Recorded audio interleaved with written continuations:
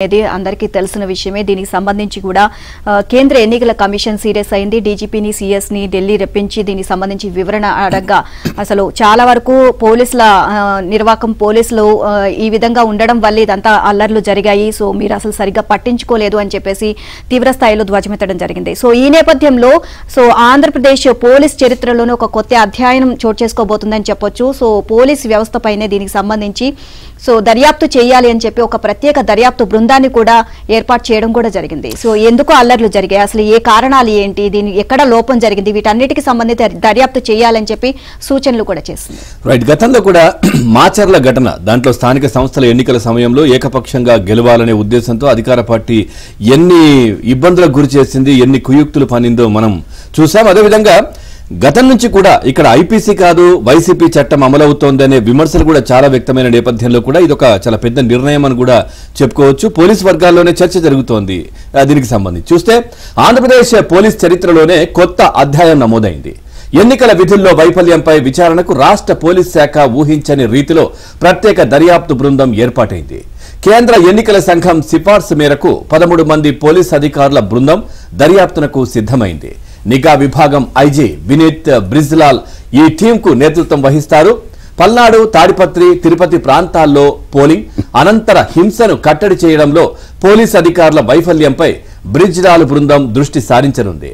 ఇప్పటికే ఈ వ్యవహారంలో పల్నాడు, తిరుపతి, అనంతపురం ఎస్పీలు కొందరు పోలీసు అధికారులు పల్నాడు కలెక్టర్పై సిఈసి వేటు వేసింది. ఇక వీరిలో కొందరిని బదిలీపై పంపితే మరికొందరిని ఏకంగా సస్పెండ్ చేసింది. ఇదే క్రమంలో రాష్ట్ర ప్రభుత్వ ప్రధాన కార్యదర్శి జవహర్ రెడ్డి, డీజీపీ హరీష్ గుప్తాలను ఢిల్లీకి పిలిపించుకుని సీరియస్ అయింది. పోలింగ్ విధుల్లో డ్యూటీలో నిర్లక్ష్యంగా ఉన్న అధికారులపై వేటు పడాల్సిందేనని స్పష్టం చేసింది. హింసాత్మక ఘటనలపై 2 రోజుల్లో నివేదిక ఇవ్వాలని, కేంద్ర సాయుధ బలగాలతో ఆయా ప్రాంతాల్లో శాంతి భద్రతలు అదుపు చేయాలని ఆదేశించింది. ఈ నేపథ్యంలోనే సిట్ను ఏర్పాటు చేస్తూ రాష్ట్ర ప్రభుత్వం నిర్ణయం తీసుకుంది.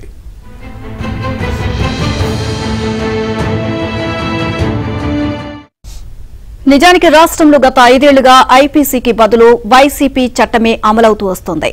ఏకపక్ష ఎన్నికలు ఎలా ఉంటాయో, ప్రజాస్వామ్యం ఏ విధంగా అపహాస్యం పాలవుతుందో ఆంధ్రప్రదేశ్లో 2 ఏళ్ల క్రితం జరిగిన స్థానిక సంస్థల ఎన్నికలు ప్రత్యక్ష ఉదాహరణ. ఐపీసీ చట్టాన్ని పూర్తిగా పక్కన పెట్టి వైపీసీ మాన్యువల్ ను అమలు చేస్తున్న పోలీసులు కొందరు ఎంతకు మారకపోవడాన్ని కేంద్ర ఎన్నికల కమిషన్ నిశితంగా గమనించింది. తిరుపతిలో ఓట్ల తారుమారు నుంచి పొరుగు రాష్ట్రాల నుంచి వచ్చిన దొంగ ఓటర్లు ఉప ఎన్నికల్లో ఏ విధంగా ప్రజాస్వామ్యాన్ని కూని చేశారో తెలుసుకుంది. దీంతో ఏపీలో ఎన్నికలపై ఎక్కువ దృష్టి పెట్టిన సీఈసీ ఎప్పటికప్పుడు రాజకీయ పార్టీలు, ప్రజా సంఘాలు ఇచ్చే ఫిర్యాదులను పరిశీలించి ఏ చిన్న పొరపాటు ఉన్నట్లు బయటపడిన బాధ్యులైన అధికారులపై వేటు వేస్తోంది. చిత్తూరు, అనంతపురం, నెల్లూరు, ప్రకాశం, పల్నాడు జిల్లాల ఎస్పీలతో పాటు Guntur range IG, Vijayawada police commissioner, intelligence chief, ఏకంగా రాష్ట్ర డీజీపీ రాజేంద్రనాథ్ రెడ్డిని కూడా వదలలేదు.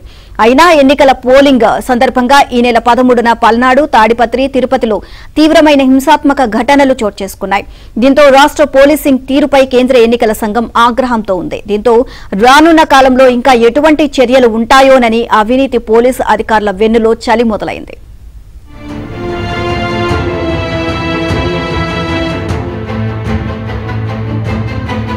దర్యాప్తు చేయాల్సిన దుస్థితి ఆంధ్రప్రదేశ్ లో దాపురించింది. ప్రధానంగా బయట సమాజంలో జరిగే నేరాలు, ఘోరాలపై దర్యాప్తు చేయాల్సిన పోలీస్ శాఖ చివరకు తమ శాఖ అధికారుల పనితీరుపైనే దర్యాప్తు చేసేందుకు సిట్టు నియమించడం రాష్ట్ర చరిత్రలో ఇదే ప్రథమం అని చెప్పవచ్చు.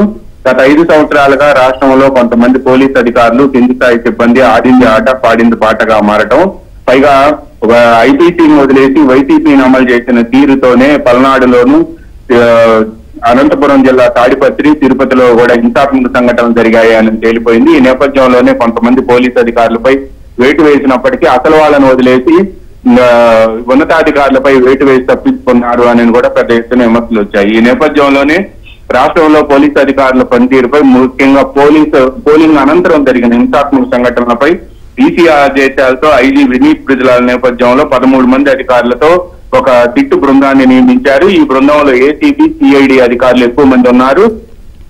వీళ్ళందరూ కూడా ఈ నిన్నటి నుంచే తమ పని ప్రారంభించారు.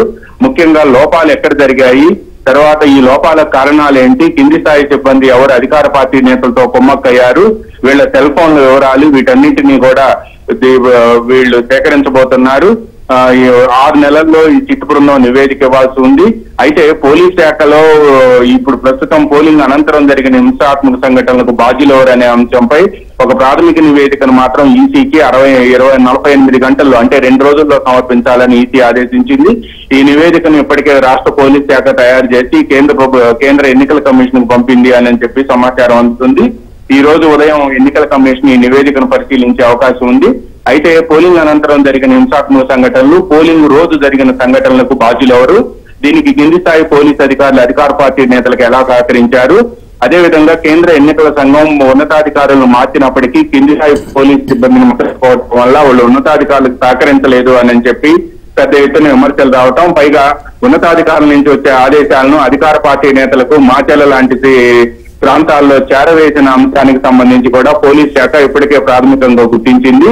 ఈ నేపథ్యంలోనే కేంద్ర ఎన్నికల సంఘం సిట్టు వేయాలని ఈ సంఘటనలన్నిటిపై కూడా తమకు 60 రోజుల్లో నివేదిక ఇవ్వాలి అని చెప్పి కోరటంతో ఇప్పుడు సిట్టును రాష్ట్ర పోలీసు ఉన్నతాధికారులు నియమించారు. IG Vineet Brijlal, ACB SP Ramadevi ఆధ్వర్యంలో ఈ బృందం పనిచేయనుంది. ఈ 13 మంది అధికారులు కూడా మాచర్ల, తాడిపత్రి, తిరుపతిలో జరిగిన సంఘటనలకు సంబంధించి పూర్తి స్థాయి నివేదికను కేంద్ర ఎన్నికల సంఘానికి సమర్పించనున్నారు. ఇదే సమయంలో రాష్ట్ర ప్రభుత్వానికి కూడా ఈ నివేదిక ఇచ్చి బాధ్యులైన అధికారులు ఎవరు అనే అంశాన్ని కూడా శోధించనున్నారు. దీంతో పాటు వీళ్ళు సిట్టు దర్యాప్తులో కొత్త అంశాలు ఏవైనా వస్తే, లేకపోతే కొత్త వ్యక్తులు ఎవరైనా బాధ్యులు అని తేలితే వాళ్ళపై ఎఫ్ఐఆర్లు నమోదు చేయడంతో పాటు వాళ్ళని అరెస్టు కూడా ఆదేశించాలి అని చెప్పి కూడా టర్మ్స్ ఆఫ్ రిఫరెన్స్ పేర్కొన్నారు.